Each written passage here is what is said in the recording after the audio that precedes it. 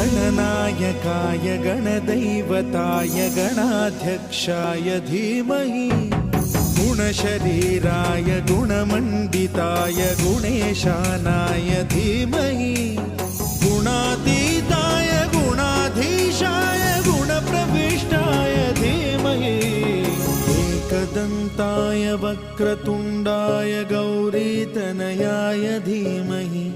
गजेशानाय भालचन्द्राय श्रीगणेशाय धीमहि एकदन्ताय वक्रतुण्डाय गौरीतनयाय धीमहि गजेशानाय भालचन्द्राय श्रीगणेशाय धीमहि गानचतुराय गानप्राणाय गानान्तरात्मने गानोत्सुकाय गानमत्ताय गानोत्सुकमनसे गुरुपूजिताय गुरुदैवताय गुरुकुलस्थायिने गुरुविक्रमाय गुह्यप्रवराय गुरवे गुणगुरवे गुरुदैत्यकलक्षेत्रे